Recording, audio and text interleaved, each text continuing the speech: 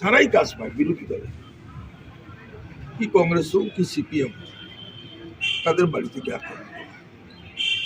তো এই ব্যাপারে আমরা বিভিন্ন সময় আমাদের নলেজে আসলে আমরা এটা পুলিশ প্রশাসনকেও জানাই বা পিডব্লিউডির ঊর্ধ্বতন কর্তৃপক্ষের নলেজও আমরা।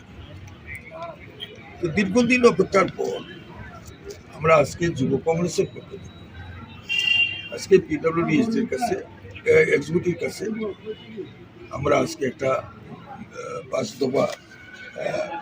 7 দফা দাবি সম্বলিত একটা মেমোরেন্ডাম আমরা লিখছি। এই মেমোরেন্ডামটা আমরা লিখছি কৈলাসহর সাব ডিভিশনে টেন্ডার মাফিয়ারা করে। দেখা গেছে কাজ পাইছে, সে অফিসে গিয়ে বিসি জমা দিতে হয়, একটা ক্ষুদ্র অংশ দেখা যায় পিকনিক করে অফিসের ভিতরে। তারার অফিসের ভিতরে পিকনিক করে, এটা কেমনে এলাও করে আমরা এক্সিকিউটিভ ইঞ্জিনিয়ার আমার হয়। অন্য কোনো দলের বা যারা কন্ট্রাক্ট পাইছে তারা কেউ যেতে পারে, তারা দৌড়ে দেওয়া হচ্ছে, দাওয়াল নিয়ে বাগাই দেওয়া হচ্ছে। 2-1 আমাদের কাছে যে খবর সংঘর্ষ পরিণত চলছে, কিন্তু পুলিশের হস্তক্ষেপে সেটা বন্ধ হয়েছে। RWS সেখানে তো টায়ার টুয়ার পুরাইয়া একটা বিভৎস রূপ ধরা হয়েছে।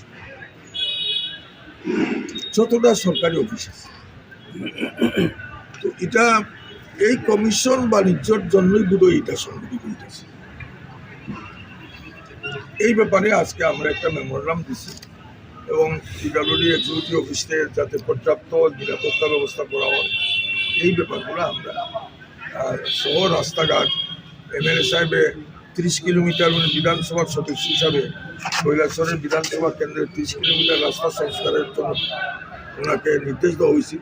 উনি 30 কিলোমিটারের জায়গা লিখিতভাবে দিচ্ছেন, কিন্তু বিরোধী দলের MLA থাকার কারণে এই কাজগুলো এক্সিকিউটিভ ইঞ্জিনিয়ার কম পিডব্লিউডি সেই কাজগুলো হাতে রেখেছে, অথচ শাসক দলের MLA হইলে ফটাফট সেই কাজগুলোকে হস্তক্ষেপ করা হয়েছে।